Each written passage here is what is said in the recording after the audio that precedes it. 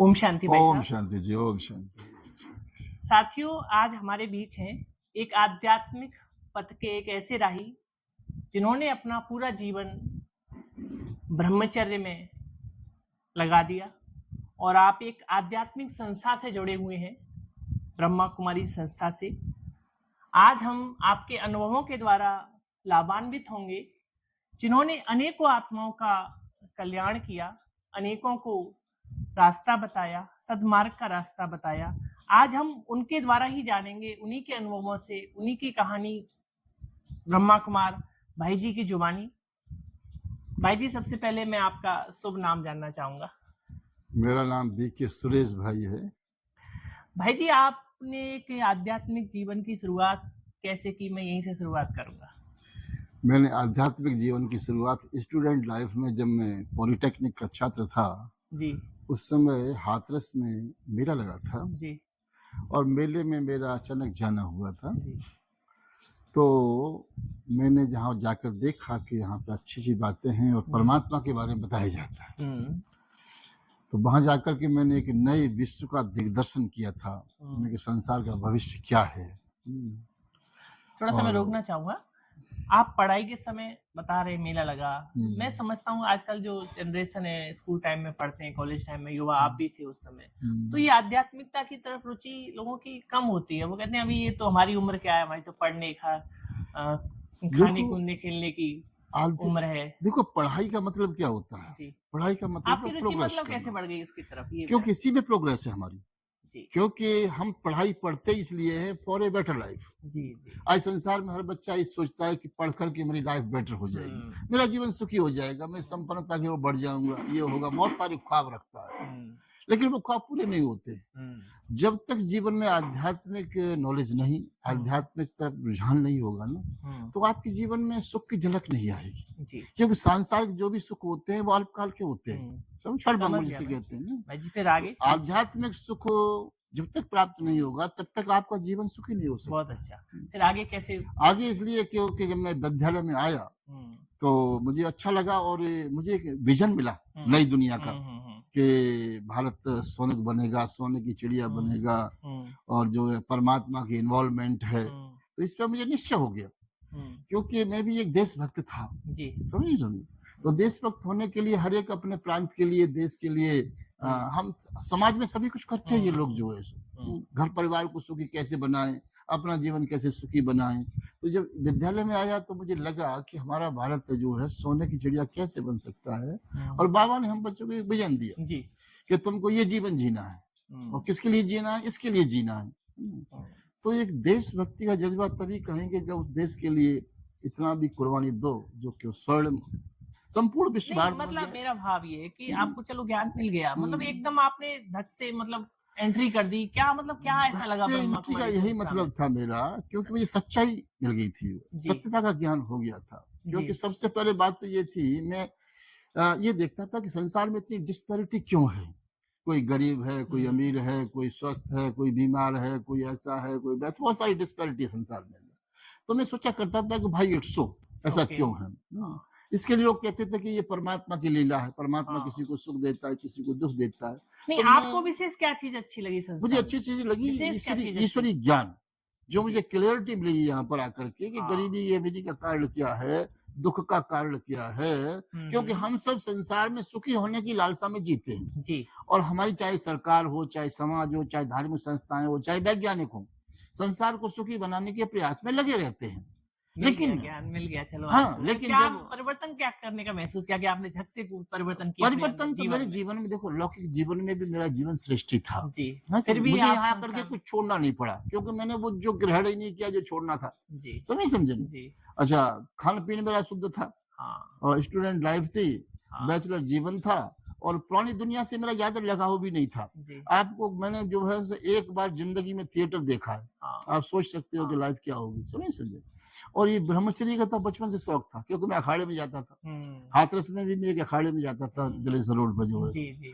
तो अखाड़े में जाने से थोड़ा ब्रह्मचर्य, वैसे भी ब्रह्मचर्य हमारे समाज में अच्छा माना जाता है। एक सनातन धर्म ऐसा है जहाँ ब्रह्मचर्य को एक सम्मान दिया जाता है। हमारे जो भी महापुरुष हुए, अच्छे हुए, ब्रह्मचारी हुए, सभी ने आचार विचार ठीक रखे, उनका सम्मान होता है समाज में।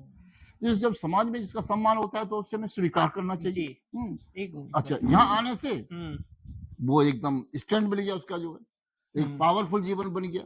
अच्छा, फिर परमात्मा का सानिध्य मिला। सबसे बड़ी बात है कि मुझे ईश्वरीय सानिध्य मिला, ईश्वरीय प्यार मिला। समझिए सर, इस संसार में सबसे बड़ा सुख जैसे जीवन में क्या होता है, माता पिता का स्नेह ही बच्चे के लिए सुखी सुखी जीवन होता है। समझे, छोटे बच्चे को ले लो, उसे क्या चाहिए, माता पिता चाहिए। फिर आगे की क्या जर्नी रही बाबा मिला तो मुझे एकदम जीवन मेरा सुखी हो गया, क्योंकि परमात्मा प्यार के अलावा संसार में कोई सुख है ही नहीं। जी, जितने महापुरुष गौतम बुद्ध हुए, क्या चाहते थे, एक ईश्वरी झलक चाहते थे। सबने परमात्मा प्यार के अपेक्षा के लिए साधना की, और वो मुझे सहज मिली यहाँ आने से, इसलिए एकदम मेरा डाइवर्जन हो गया। अच्छा, मुझे कुछ मुश्किल भी नहीं लगा। अच्छा, फिर जर्नी क्या रही, नेक्स्ट जर्नी आगे की क्या रही? आगे तो मैंने सर्विस भी करी, और मैं निरंतर जो है इसमें जुड़ा रहा, ईश्वरी विश्वविद्यालय में। मैं कभी थका नहीं, आज तक मैं थका नहीं हूँ। समझे ना, कई लोग चलते हुए थक जाते हैं, लेकिन मैं कभी थका नहीं, क्योंकि इसका जो निरंतर अभ्यास है, जो बाबा ने हमें पाठ पढ़ाया है कि बच्चे अपने को आत्मा समझो। थकते वो लोग हैं जब इस पाठ को नहीं पढ़ते हैं। जितना जितना हम आत्मा समझने का अभ्यास बढ़ाते जाएंगे, हमें थकावट नहीं आएगी जीवन में। अच्छा, जितना आत्मा अभ्यास बढ़ाते जाएंगे साधना का, उतना परमात्मा प्यार मिलता जाएगा, और प्यार मिलता जाएगा तो जीवन में बोरियत नहीं होती है। जीवन में बोरियत तब होती है जब हम उस प्रोसीजर को एप्लीकेबल नहीं करते हैं, विधान को हम जीवन में समावेश नहीं करते हैं, तो जीवन थकावट होती है। तो इसलिए मुझे कभी जीवन में ऐसा आज तक थकावट नहीं हुई कि बोर हो गए सब ज्ञान में। आज 40 साल होने जा रहा है, फिर भी जो है सो लोग कहते हैं कि आपके अंदर तो वही जज्बा है जो पहले दिन था। समझे नहीं, क्योंकि मैंने कभी वो बाबा ने जो कहा है वो किया। मेरा उद्देश्य एक ही है कि बाबा मेरे से खुश हो। बाबा ने इस परमात्मा क्या उद्देश्य बनाया, क्या करना है, उद्देश्य क्या बनाया? उद्देश्य यही है, बाबा ने देखो हर माँ बाप को अपने हर बच्चे को माँ बाप की उम्मीदें पूरी करनी होती है। हर बच्चे का ये लक्ष्य होता है। ठीक है। अच्छे सपूत बच्चे यही चाहते हैं कि मेरे से मेरे माँ बाप खुश हों। जब माँ बाप इतनी मेहनत करते हैं, पढ़ाते हैं, लिखाते हैं, खर्चा करते हैं, बच्चे पर जीवन लगाते हैं, तो फिर बच्चा वो रिजल्ट न दे, तो बाबा ने मेरे पे सारा की तरह कुछ किया है, और बाबा मेरे से उम्मीद करता है कि मेरा बेटा ये विश्व का मालिक बने। बाबा की मेरे से ये अपेक्षा है, तो क्या मुझे अपने वो बड़े माता पिता की आशा पूरी नहीं करनी चाहिए? क्या आशा थी, जरा बताएं ना, लोग व्यूअर्स भी सुनेंगे ना। मेरी लौकिक माता चाहती थी कि तुम दुनिया की शादी वादी करो। तो मैंने माता जी से ये कहा, माता जी आप मेरी प्रोग्रेस चाहती है ना, और जिस साधना और संयम से मेरा जीवन उत्कृष्ट हो जाए, प्राप्तियों के शिखर पर पहुंच जाए। देखो प्राप्तियां छोटी मोटी बहुत सारी है, जैसे हद के संपत्ति की प्राप्ति है, हद के पद की प्राप्ति, जैसे मैं बोलो सीएम बन गया, प्रधानमंत्री बन गया, राष्ट्रपति बन गया, और ऐसे ही सबसे ऊंचा पद है विश्व का मालिक बनना। तो बाबा की ये बात मुझे हमेशा लगी रही कि बाबा ने कहा है कि तुम अगर मेरे हिसाब से चलोगे तो मैं तुम्हें विश्व का मालिक बनाऊंगा। अब कौन मूर्ख हुआ जो इस साधना को छोड़ देगा? मैं तो कभी, मुझे मुश्किल लगा ही नहीं। अच्छा, जिस बात से मेरा बाबा खुश हो वो मुझे बात अच्छी लगती है, और माता पिता भी खुश होते हैं, दुआएं भी मिलती हैं। समझे हमारे जीवन का एक ही लक्ष्य है कि हमारा बाबा जो चाहता है वो हमें करना है। नहीं, आप बाबा के इस ईश्वरीय ज्ञान में आ गए, इसका अभ्यास भी शुरू कर दिया अपने राजयोग का। तो इस अभ्यास के दौरान आपके जीवन में, समझता हूँ जीवन तो चुनौतियों का नाम है, सभी जानते हैं, लेकिन चुनौतियां बीच में आई, उसमें क्या उस परमात्मा की मदद मिली, थोड़ा उसके बारे में बताइए ना। कोई एक आध दो जो घटना कदम कदम पर मुझे मदद मिली है, कदम कदम कोई ऐसी जो आप एक नहीं सैकड़ों ऐसी घटनाएं हैं। सुना सकते हैं? देखो सुनाऊंगा आपको कुछ एक सुना। कि मेरा ये था जीवन में कि मैं हमेशा ईश्वरीय कारोबार में ज्यादा तल्लीन रहता था, और साइट के काम भी करता था। मैं इंजीनियर था, तो इंजीनियर होने के कारण मुझे साइट का वर्क भी होता था जी। लेकिन मुझे कभी मुरली मिस नहीं करनी है। मुझे 8 बजे मेरी मुरली पूरी होती थी, ठीक है, और जो है सो जाके खाना पीना बनाना खाना 10 बज जाते थे, और मैं 11 बजे पहुंचता था ड्यूटी पर। जो है तो कंपनी को बड़ी एलर्जी होती थी कि सुरेश 11 बजे आता है। उन्होंने मुझे हटाने के बहुत सारे ऑप्शन करे जी, लेकिन वो हटा नहीं पाए। अगर मैं हटता हूँ साइड से तो साइड वीरान होती है। मुझे कई बार नौकरी से निकाला गया, लेकिन फिर बहाल किया गया जी। एक अनुभव नहीं है मुझे। एक बार तो एक ऐसा हुआ था कि मैं साइट पे जो है मेरा आश्रम बन रहा था, तो मैं तराई करने लंच में जाता था। लंच में जाता करने, तो फिर एक दिन क्या हुआ, जो डायरेक्टर आ गया लंच में और बोला सुरेश कहाँ है। तो स्टाफ को डांट फटकार लगाई कि भाई सुरेश इंजीनियर नहीं साइड पर, मैं किससे बात करूं। थोड़ी देर में मैं पहुंच गया, तो भाई कहाँ गए थे कि मैं आश्रम पे गया था, और मैं लंच में गया था। भाई लंच तो मेरा है, चाहे मैं रोटी खाऊं चाहे मैं किसी काम पर जाऊं। तो वो डायरेक्टर बोला कि तुम you are engineer, you are not a labour, hmm, you are engineer, you are site incharge. हाँ, मैं कभी भी आ सकता हूँ और मुझे इंजीनियर से बात करनी होती है। हाँ, तो ऐसे करते कराते आपस में जिगजैग होता गया। हम्म, मैं अपनी बात कहता गया, वो भी बात कहता गया। हम्म, तो अंत में एक शब्द बोल गया कि खाने को कंपनी देती है और काम करते हो आश्रम का। हम्म, मैं कहा, सावधान, आगे से मत बोलना। क्या बात हाँ? है। कि मुझे परमात्मा खिलाता है, जी, कंपनी मुझे तनख्वाह देती है मेरे काम की, हम्म, खिलाती नहीं है, मुझे भगवान खिलाता है। तो इस बात पे भाई अहंकार पैसे का होता ही है। हम्म, बड़े आदमी होते हैं, उन्हें अभिमान तो होता ही है। तो उसने कहा कि यू आर टर्मिनेट, तो उसने मुझे टर्मिनेट कर दिया, नौकरी से बर्खास्त कर दिया।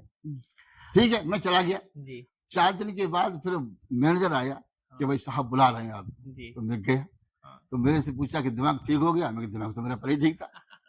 फिर जो है अब उसको ये था कि अगर ये चला जाएगा, हम्म, क्योंकि कुछ विशेषताएं बाबा ने हम बच्चों में भर दी है। जी, वी आर ऑनेस्ट। ओके, हमें इस कंपनी का एक पैसा चाय का भी नहीं चाहिए, हम चाय पीते नहीं ना पिलाते। सही सही, समझे ना? ठीक है, अच्छा, जीवन में और कोई सबसे बड़ी बात है कि बैचलर होने के कारण हम्म, कंपनी को ये बेनिफिट था कि हम्म, इसको रात में भी रोक लेते हैं हम्म, और कहेगा मेरी बेटी बीमार है, मेरा बेटा बीमार है, मेरा फलाना बीमार है, इसका कोई न बेटा है न बेटी है।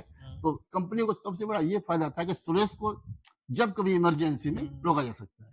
तो अब कंपनी को ये था कि ये निकल जाएगा तो मेरा काम रुक जाएगा। अरे, तो फिर अब कंपनी ये सोचे कि ये कहे कि मैं नौकरी करूंगा और मैं ये सोचूंगा ये कहे कि तुम्हें काम करना है। तो अंत में गत्ता उन्होंने कहा काम नहीं करना है क्या? मैं सब नहीं करना है। कि क्यों, क्या बात है, काम तो करना चाहिए। अब जो है मैंने कहा सब तनख्वाह कम है मेरी। तो उन्होंने फिर जो है कि कितनी चाहिए, तो मैंने जो तनख्वाह थी उसकी डौड़ी बता दी। अरे वाह, तो डौड़ी उन्होंने करनी पड़ी, हाँ, क्योंकि वो मुझे छोड़ना नहीं चाहते थे, समझ क्योंकि सकते, कुछ मेरी विशेषताएं जो थी हाँ, जो बाबा ने मेरे में भरी है। भरी है, हाँ, ठीक है, कि भाई ऑनेस्ट रहना है, वफादारी से काम करना है, कोई भी काम है उसको मतलब दिल से करना है। तो इसलिए जो है बाबा के मेरी एक नहीं ऐसे जीवन के 50 उदाहरण है जो चलिए मैं बहुत सफल अच्छा, हुआ हूँ, मैं कहीं फेल भगवान ही तो नहीं हुआ। आपकी मदद करता ही था। हाँ, मैं आगे वाला प्रश्न पूछना बाबा चाहूंगा। मेरी अंग संग जैसे मुझे कई समस्या क्या होती है मैं वह समाधान। अब भाई साहब एक बात पूछना चाहूंगा, आप इस ईश्वरी ज्ञान में तो आपने बताया जैसा कि कॉलेज टाइम पर हाँ, आपको ज्ञान मिल गया और हाँ, आ गए, तो उसके बाद से लेके अब तक आपने ईश्वरीय सेवाएं कहाँ कहाँ तक की और वर्तमान समय अभी आप कहाँ पर सेवाएं कर रहे हैं, इसका थोड़ा सा बताइए। देखो मेरा जन्म हाथरस से जी, हुआ चक्की बाजार से। हाथरस। उसके बाद मेरा लौकिक नेटिव प्लेस एटा है।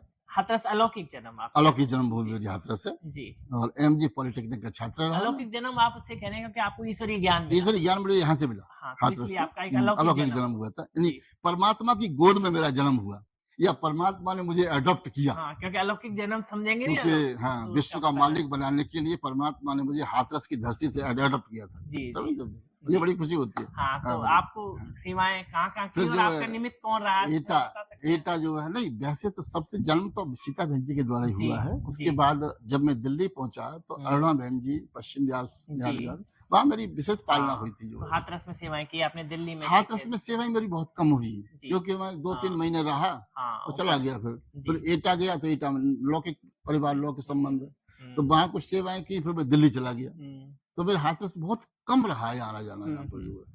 फिर जो है दिल्ली में सेवाएं बहुत विस्तार से होती हैं, हुँ, तो वहाँ नौकरी भी करी और पैसा भी कमाया और अच्छा, सेवाएं भी करते रहे। जी। सेंट्रल भी बाबा का संभालते रहे। वर्तमान समय आपकी वर्तमान समय मैंने फिर बस ओआरसी का बनाने का मौका हाँ, मिला, समझे हाँ, समझे। फिर उसके बाद जो है सो अभी वर्तमान में मैं माउंट आबू में जो है अपना मानसरोवर के पास हाँ, ज्ञान अमृत प्रेस के पीछे जी। रहन सहन है जो है सो। अभी आपने और लौकिक की बात करी कि लौकिक आपका एटा था, तो मैं आपके लौकिक जीवन के बारे में जानना चाहूँगा कि आप लौकिक में कितने भाई थे?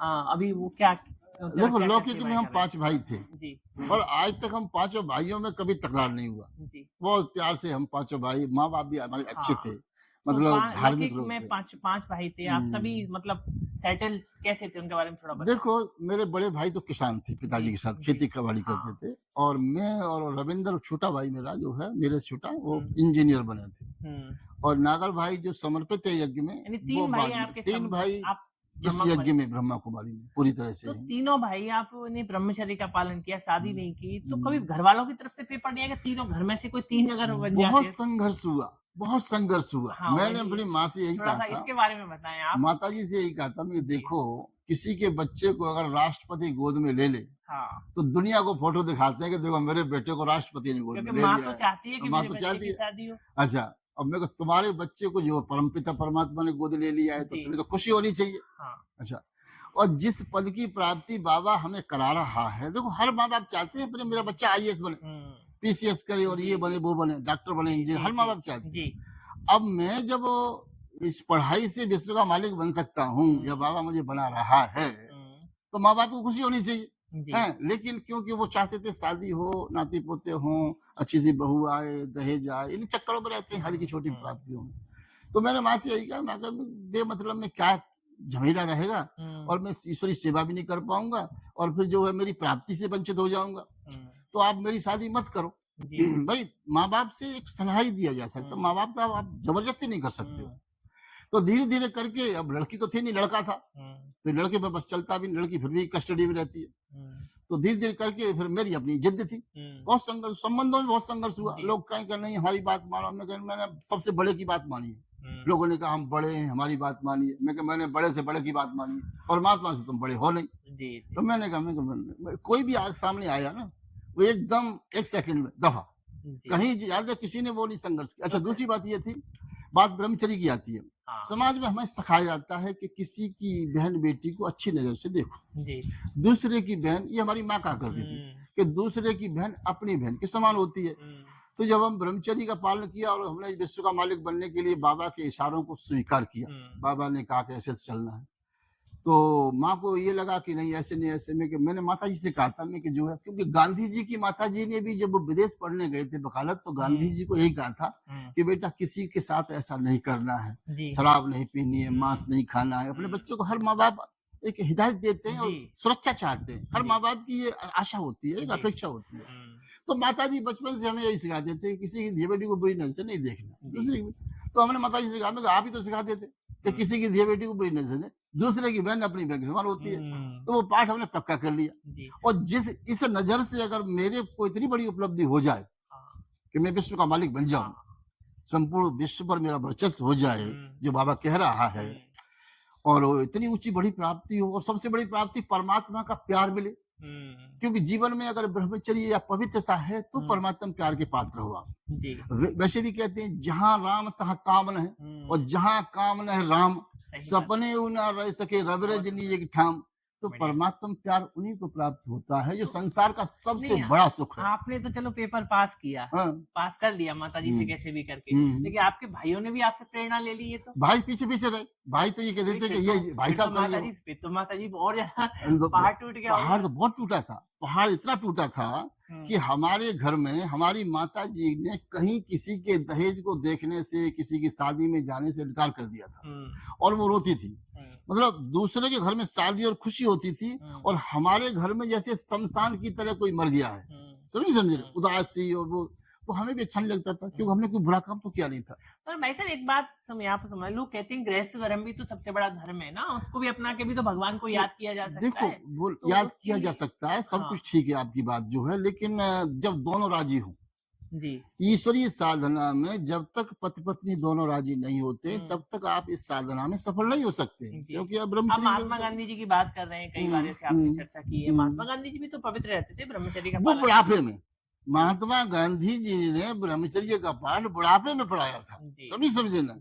जब चक्कर इसमें ये था कि गांधी जी का ये विचार था कि अगर मैं पवित्र जीवन नहीं स्वीकार करूंगा तो लोग मेरी बात नहीं मानेंगे, पवित्रता में वजन होता है। तो गांधी जी ने कस्तूरबा से यही कहा था कि मेरा और आपका संबंध अब जो है पवित्र रहेगा, क्योंकि मुझे देश आजाद कराना है। उनके सामने एक लक्ष्य था, बहुत भारी लक्ष्य था, कि देश आजाद कराना है, समझिए, अंग्रेजों को यहाँ से भगाना है। आप भी तो पवित्र रह रहे हैं, तो एक मिनट, आप पवित्र रह रहे हैं, ब्रह्मचर्य का पालन कितने सालों से कर रहे हैं? आपकी उम्र मेरे ख्याल से 55 से ऊपर ही होगी, शायद 62 होगी, 60 प्लस है आप, तो 60 प्लस से आप ब्रह्मचर्य का पालन कर रहे हैं। आपको ब्रह्मचर्य में क्या ऐसी पावर लगी? आप अपने अनुभव के आधार से बताओ, ब्रह्मचर्य में क्या शक्ति थी जो देखो, अभी एक तो आपने संकल्प किया कि मुझे ब्रह्मचर्य में रहना है, जबकि आप 60 वर्ष से रह रहे हैं, तो आपने अनुभव क्या किया 60 वर्ष के अंतराल में ब्रह्मचर्य की पावर में? देखो, अनुभव ये है कि जो भी काम, जो सिद्धियां प्राप्त होती हैं, वो ब्रह्मचर्य से होती है, समझना।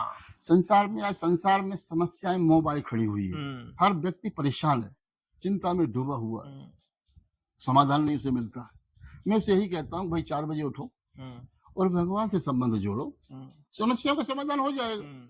अब उठना तो पड़ेगा ना, कुछ करना तो पड़ेगा ना। हम क्या है, जब समस्या आती है तब भगवान की गुहार करेंगे, अरे समस्या से पहले ही उस काम को कर लो तो आगे समस्या आएगी नहीं।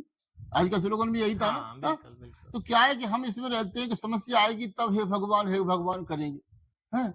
समस्या आने से पहले कर लो। एक प्रश्न और पूछना चाहूंगा, याद आ रहा लौकिक से ही। आपकी जो फैमिली थी, हम्म, 3 श्रेणियां होती हैं, हम्म, एक तो उत्तम, एक मध्यम, एक कनिष्ठ हम्म, श्रेणियां जो होती हैं हम्म, आर्थिक संपन्नता में कह लो या, तो आपकी जो फैमिली आती थी वो किस श्रेणी में आती थी?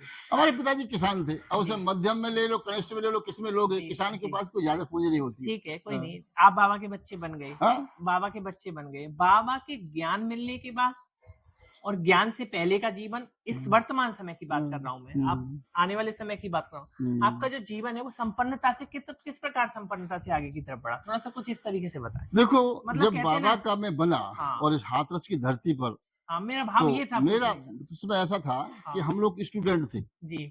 और पैसा तो होता नहीं स्टूडेंट पे, हाँ, समझे? बिल्कुल। और उमंग आता है सेवा करें। हाँ, तो मैं क्या करता था कि कॉलेज से चौक ले आता था हाँ, और रेल के डब्बों पर, किले पर जाता था, रेल के डब्बों पर लिखता था हाँ। भगवान आ चुके हैं, श्री कृष्ण आ रहे हैं, सतयुग आ रहा है, कलयुग जा रहा है, ये महाविनाश सामने खड़ा है, महाविनाश, सृष्टि महाविनाश होने वाली है और जो है नई दुनिया आने वाली है, देवताओं की दुनिया।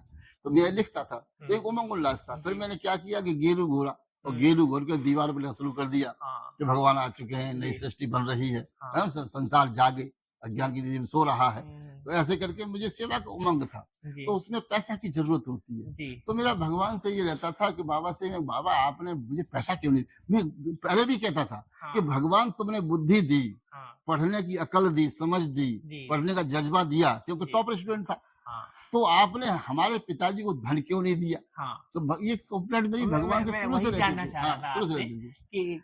और जैसे ही ज्ञान मिला, हाँ, तो ज्ञान से क्या होता है, बुद्धि प्रखर होती जी, है ना? तो धन कमाना आसान होता है, जी, क्योंकि बुद्धि की ताकत से ही धन कमाया जाता है। जी, जी। और बुद्धि की ताकत तब पवित्रता के बिना नहीं होती है। आज आप यही समझ लो, हुँ, आज मोदी और योगी हैं, हुँ। देश भी ठीक चल रहा है, जी, प्रदेश भी ठीक चल रहा है। बिल्कुल, बिल्कुल, ताकत क्या है? पवित्रता की। बिल्कुल। अगर ये ब्रह्मचारी नहीं होते तो न तो देश ऐसे चल पाता जो आज विश्व में डंका बज रहा है। बज रहा है ना, बज रहा है? बिल्कुल, हाँ? बिल्कुल। सहमत चाहे हैं। कोई भी देश है, चाहे अमेरिका जैसा, सब सब झुक के सलाम करते हैं, हुँ। चाहे रसिया है, कोई भी देश है। क्यों? क्योंकि बुद्धि की ताकत है, पवित्रता का जी, बल आप है। बिल्कुल सही कह हाँ? रहे हैं। पवित्रता में कहता है purity is purity is royalty power, कहा जाता है। Purity is power. हम हाँ, पेट्रोल पंप पे जाते हैं तो कहते हैं भाई पावर की डाल दे। हाँ। पावर का मतलब दैट इज प्योरीफाई। वो स्वामी विवेकानंद का एक हाँ, कथन याद आता है। हाँ। उन्होंने कहा था कि अगर मुझे 100 ब्रह्मचारी मिल जाएँ, तो विश्व तो मैं संसार विश्व तो, को बदल हाँ, दूँगा, संसार को बदल दूँगा। तो अब बदल रहा है। बाबा के हाँ। पास तो हजारों लाखों तो ब्रह्मचारी ये हैं। तो बात मैंने आपसे लौकिक के बारे में पूछा थोड़ा-सा। हाँ, अभी मैं हाँ, आपके आध्यात्मिक चर्चा के बारे में, ये यात्रा आप चल रही है, उसके बारे में जानना चाहूँगा। हम्म, जैसे आपने सेवाएँ बहुत की और अभी आप कह रहे हो कि वर्तमान समय माउंट आबू में रह रहे हैं। तो मेरे ख्याल से आप 1986 में आए थे, आपने जैसा कि बताया? अपने 1985 में, 1 85 में जनवरी आए थे, हाँ। 1985 में आया था। 85 में आए थे। तो उस समय तो संस्था कोई ज़्यादा ग्रोथ नहीं की थी, नहीं, बहुत छोटा, छोटा बहुत था, छोटा सा थोड़ा ही परिवार, था। बहुत छोटा परिवार। तो वहाँ तो दादियों से मिलना भी होता बिल्कुल, था, आम बिल्कुल, बात थी। बिल्कुल, जनरल अभी तो बिल्कुल। खैर दादियों से भी नहीं मिलते, दादियाँ भी है नहीं भी रही है हैं, भी नहीं। रही। तो कोई दादियों के साथ के कोई ऐसे अनुभव शेयर करो जो हमारे बाबा के बच्चे हैं, जो नए हैं, आए हैं, उन्हें तो दादियाँ मिली नहीं है देखो, अभी। देखो, कुछ ऐसी, मतलब मेरा भाव कहने का ये है कि कुछ ऐसी अविस्मरणीय बात हाँ, है, कुछ। देखो, ज्ञान सरोवर जब बन रहा था, जी, वही जानना तो चाहेंगे। दादी प्रकाश मणि का आना-जाना होता था। हुँ, निर्मल भाई साहब और दादी प्रकाश मणि। हुँ, तो मैंने दादी प्रकाश मणि को बहुत नज़दीक से 4-5 लोगों के बीच में हम बैठ के पिकनिक किया है। जी, जी। ये मुन्नी बहन जो हमको हाँ, पिकनिक कराती थी, जी, इंजीनियरों को जो है। हाँ, तो दादी का मैंने देखा था कि दादी का जो है नेचर ऐसा था, दादी के आगे छोटा-बड़ा नहीं था। हुँ, क्या चौकीदार है, क्या इंजीनियर है, दादी सबको ऐसे हाथ करती थी ऐसे। हुँ, और दादी की भावनाएँ बहुत निर्मल, जो आज बोल रही थी हाँ, निर्मल, जी, समझे? जी, निमित्त निर्मल निर्माण भाव जो है। हुँ, तो दादी के अंदर ये नहीं था कि चौकीदार है कि ये फलाना, नहीं। दादी सब हर आत्मा को हुँ, एक समानता और ऊंचाई की नजर से देखती थी। जहां तक कि जो है लेबर को भी दादी ऐसे हाथ करती थी। हुँ, लेबर जो खड़ी रहती है ना, दादी आते समय, तो दादी होती एक महान हस्ती थी। हुँ, संसार की सर्वोच्च में तो, संसार की मेरी अपनी आंखों के आगे सर्वोच्च हस्ती को देखता हूँ तो दादी प्रकाश मणि को देखता हूँ। हुँ, उसके जी, मुकाबले कोई हस्ती नजर नहीं आती संसार में जो है उसमें। तो दादी का ऐसा ओरा था हुँ, कि जब हम साथ चलते तो ऐसा लगता था कि दादी की दाएं बाएं सूक्ष्म बतन है। जी, ये मेरा प्रैक्टिकल अनुभव हाँ, था। अच्छा, एक बार जो है मेरी कंप्लेंट थी, मैं बाबा से कहा करता था रोजाना, क्योंकि हाँ, मेरा काम फास्ट चल रहा था, सबसे जी, फास्ट, जी, बहुत फास्ट चल रहा था। हुँ, ये समझिए 1 महीना और 22 दिन में मैंने 3 मंजिल बिल्डिंग खड़ी कर दी, कितना फास्ट जी, काम होगा, 3 मंजिल बिल्डिंग। जी, तो दादी ने कहीं, दादी को मालूम पड़ा होगा कि दादी एक इंजीनियर दिल्ली का आया है, बहुत फास्ट काम चल रहा है ट्रेन सेंटर। तो दादी ने आकर पूछा, वो जो मुख्य भाई थे इंजीनियर, कि भाई जो है नरहरि भाई, तुमने ट्रेनिंग सेंटर शुरू किया, दादी ने तो देखा भी नहीं। दादी वहां तो बहुत काम हो गया। अरे दादी ने देखा ही नहीं। हाँ, हाँ, तो मैं बाबा से कहा करता था कि बाबा जो है दादी मेरे काम पे नहीं आती है। हाँ, दादी भंडारे पे जाएगी, इधर जाएगी, सब जगह, लेकिन दादी मेरे काम पे नहीं आती है। और जबकि दादी को ये पता ही नहीं था कि ट्रेनिंग सेंटर शुरू हो गया है हाँ, और काम जी, इतनी फास्ट गति से चल रहा जी, था। जी, मैं पुराना इंजीनियर था, हाँ, अनुभवी था दिल्ली का, जी, इसलिए मुझे काम करने में चटपट में जब सारी लेबर जो बचती थी मेरे काम पे आती थी, हुँ, जिससे मेरा काम फास्ट हो रहा था। तो दादी के नजदीक मुझे आने का, और दादी दादी मेरे को कहा करती थी कि तू मेरे से ओम शांति करने आ जाया कर। तो मेरा हुँ, कभी जो है ना, मैं किसी बहनों के घर कमरे में नहीं जाता हूँ ज्यादातर, जो है, समझ हुँ, रही। दादी कहा करती, और मैं दादी मिलते हो मैं कर लेता हूँ सामने जो है सो। हुँ, तो दादी का मेरे साथ में जो है, तो मैंने ये संकल्प किया था मैं कि हुँ, दादी मेरे काम पे। तो एक दिन क्या हुआ, दादी को विचार आया हाँ, कि मुझे आज ट्रेनिंग सेंटर देखना है। जी, तो कई बार हम कंप्लेंट करते हैं कि हमारी सुनते नहीं है, हमारी सुनते नहीं है। हाँ, मैं कहता हूँ भगवान को सुनाओ, सारी दुनिया तुम्हारी क्या सुनेगी। बात है, हाँ, बहुत सुंदर। हाँ। मैं तो मैं दादी कई बार दादी और देखने आई सुनाता आपको हूँ। तो खुशी बहुत हुई बहुत होगी। खुशी, बेहद खुशी।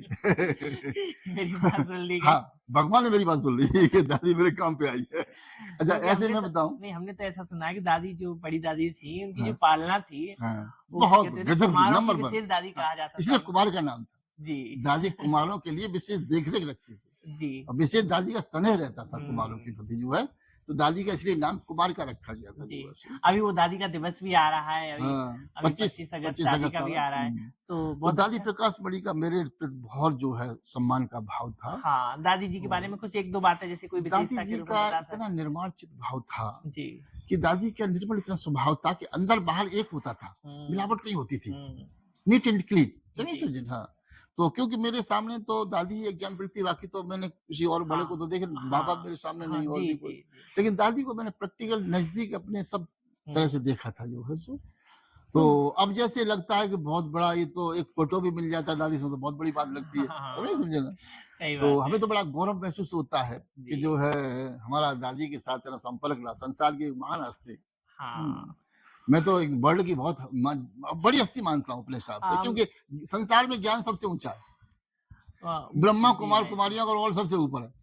बा अच्छा, उसमें भी दादी प्रकाश बड़ी जैसी हस्ती। भाई जी, वो हाँ। एक बात याद आ रही है मुझे, माउंट आबू में जैसे हम जाते हैं तो आपका हाँ। एक फार्म हाउस है अलग से वहाँ पर, जो हुँ। आपने स्थूल मेहनत करके किया है, वो तैयार किया है। बाबा ने आपसे कराया। 1 मिनट भाई जी। हुँ। बाबा ने आपसे तैयार किया है। तो मैंने सुना था आपसे तो ज़मीन के लिए कहा गया था कि आप बगैना मत के लिए ज़मीन दे दो, हमें हाँ। खरीदने के लिए बोला था।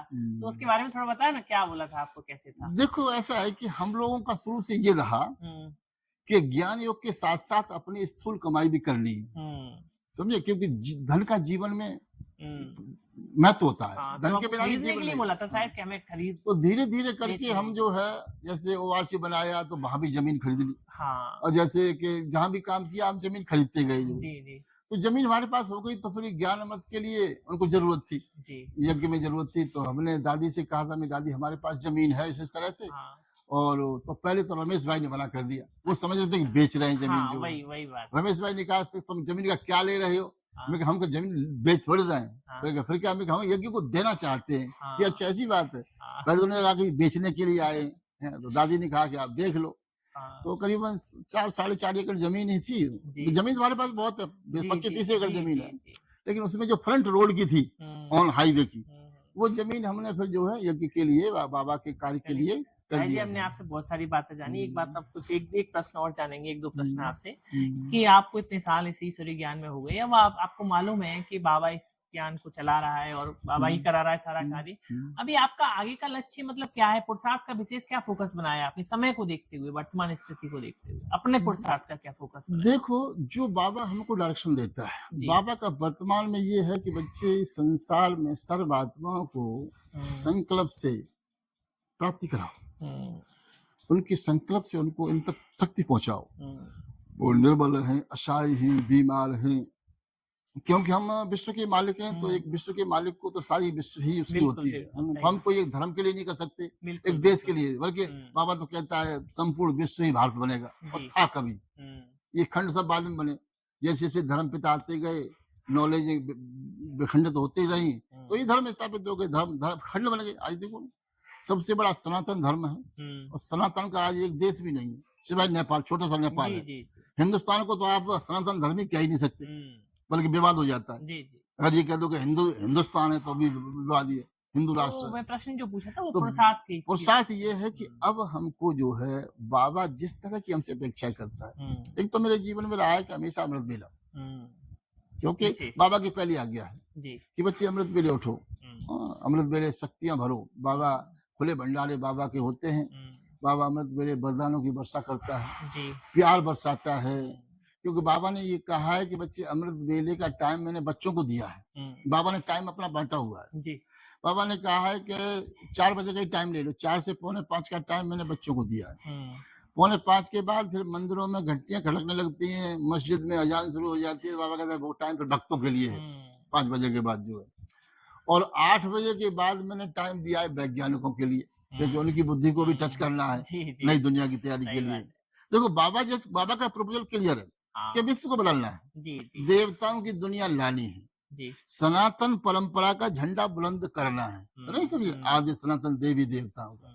आज हम सिर्फ सनातन कहते हैं, देवी देवता सब हटा देते हैं, वो नहीं स्वीकार करते हैं। वास्तव में हम आदि सनातन देवी देवता थे, संपूर्ण विश्व भारत था, देवताओं का साम्राज्य था, सुख शांति समृद्धि थी, दैहिक दैविक भौतिक तापा, राम राज्य में कहूं न व्यापा।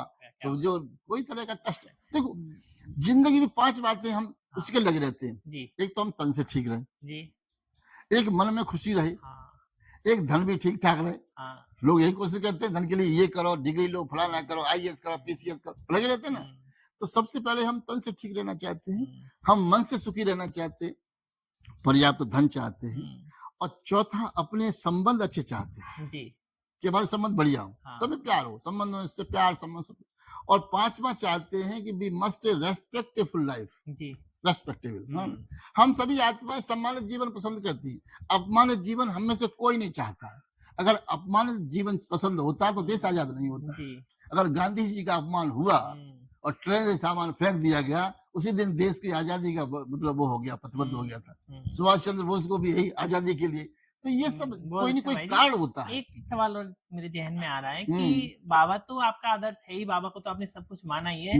संस्था में आपका जो मुख्य आदर्श है उसको किसको आदर्श माना है आपने, जिनके लगता है कि उनके आदर्श से चलना चाहिए? संस्था में मैंने जो बाबा ने कहा है, सी फादर फॉलो फादर, सी फादर मदर जी।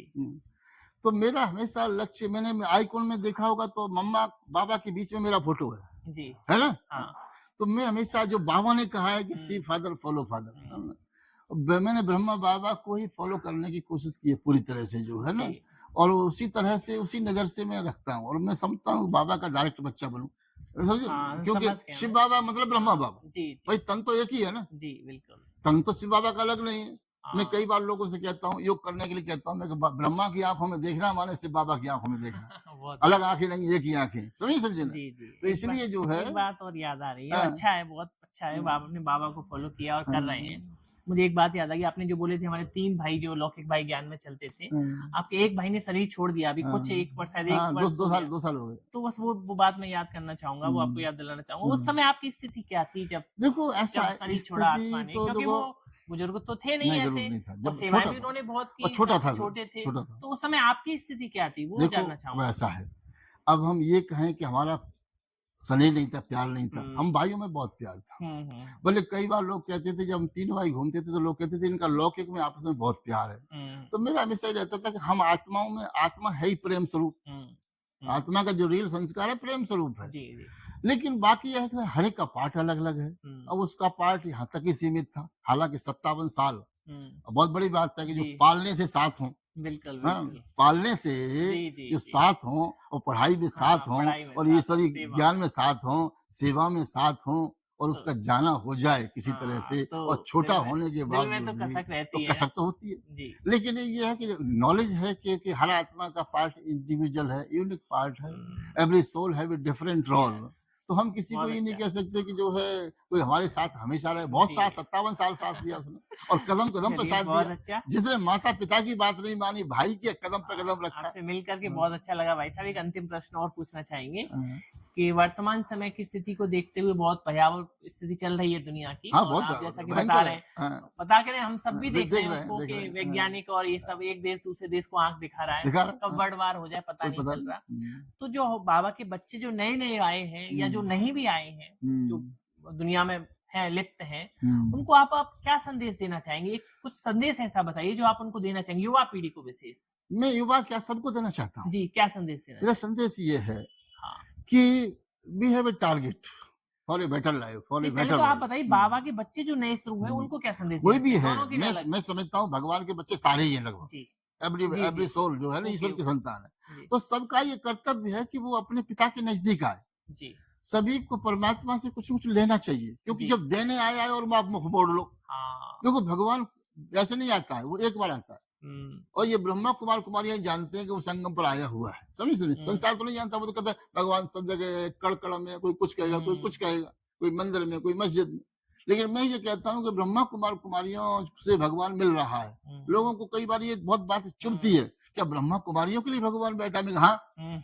भगवान ब्रह्मा कुमारियों के लिए बैठा है, जी, माउंट हाँ, आबू बैठ के पढ़ाता है। जी, और ये संसार चेंज होने वाला है, जी, परमाणु युद्ध होगा ओके। और नई दुनिया आएगी, और समझ रहे? पुरुषार्थ में क्या ग्रोथ करें? वो और उनको साथ में 1-2 बातें ऐसी लगन, बताइए। और जी, साथ में लगन। देखो, लगन है कि हमें, देखो, पिता है हमारा, हाँ, परमात्मा इज अवर फादर, जी, सभी समझे ना? ओके। और पिता के साथ बच्चों का कैसा तालमेल होना चाहिए, हुँ, ये सभी जानते हैं। हाँ, जितने पिता है वो सब जानते हैं, हाँ, और जो नहीं पिता है वो भी हुँ, जानते हैं कि माता पिता के साथ बच्चों का प्यार होना चाहिए, हुँ, अपनापन होना चाहिए।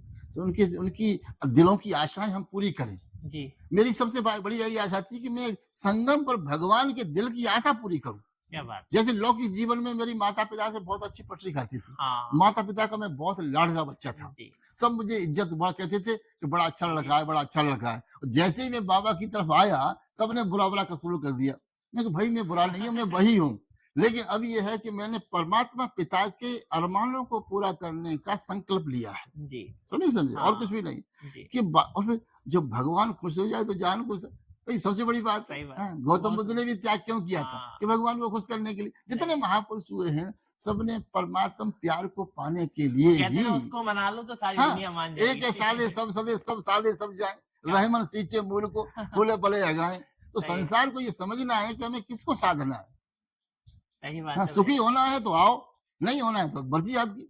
मेरा संसार जी, को डायरेक्ट जो है खुला चैलेंज रहता है, भी जी, आप सुखी जीवन जीना है तो बहुत ब्रह्मा कुमारी में आओ, और बहस करनी है तो हमारे पास टाइम नहीं है। बहुत-बहुत धन्यवाद भाई साहब आपका। आपने इस शो में आकर के जो हमारे व्यूअर्स हैं वो उसको सुनेंगे अनुभवों को। कहते हैं ना क्लास सुनाओ, कोई बात सुनाओ तो समझ में कम आती है और लोग अनुभवों से सीखते हैं। अनुभवों के लिए कहा गया है, जहाँ न पहुँचे रवि वहाँ पहुँचे कवि और जहाँ न पहुँचे कवि वहाँ पहुँचे अनुभवी। अनुभवी। तो अनुभव आपने सुनाए, अनुभवों की खान से हम सभी लाभान्वित हुए।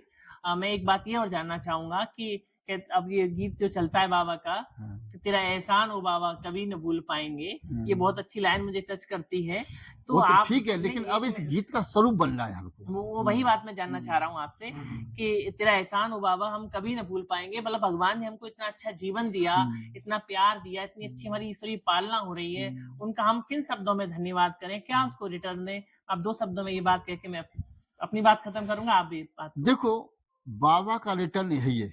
बाबा ने कहा है रिटर्न अर्थात टर्न होना। हुँ, हमारा जीवन अब संसार के हिसाब से नहीं, या हुँ। अपने मन के हिसाब से नहीं। जी, जी। हाँ, हमारा जीवन बाबा के हिसाब से होना चाहिए। जी, जो बहुत-बहुत बाबा चाहे वही हमें करना है। इसलिए मैं हमेशा कहता हूँ, बाबा का संकल्प सो मेरा संकल्प, हुँ, बाबा का बोल सो मेरा बोल, और जी। बाबा के कर्म सो मेरे कर्म हों। इसमें ही मेरा बाबा खुश होता है और यही चाहता है। बहुत-बहुत हाँ, धन्यवाद भाई साहब। शुक्रिया आपका, अभिनंदन, थैंक यू। ओम चलो, शांति, आपके ओम व्यूवर्स का भी शांति। बहुत-बहुत धन्यवाद है। सुने, और धन्यवाद। मेरी उम्मीद यही है जी, कि वो संसार बाबा की तरफ आए। जी, चाहे वो ज़रूर होगा, प्रधानमंत्री है, ज़रूर चाहे वो होगा। मुख्यमंत्री है, सबको बाबा की तरफ आना चाहिए, आप इस क्योंकि नव-निर्माण वो के कार्य में फादर है, भगवान के सहयोगी पिता बन है। के लगे हुए हैं, तो हाँ, ज़रूर ये कार्य आपका ज़रूर बाबा का ये कार्य पूरा पिता होगा। का अरमान हर बच्चे को पूरा करना ही जी, चाहिए। ठीक जी, है? धन्यवाद। थैंक यू, ओम आपका शांति, बहुत-बहुत ओम धन्यवाद। शांति। ओम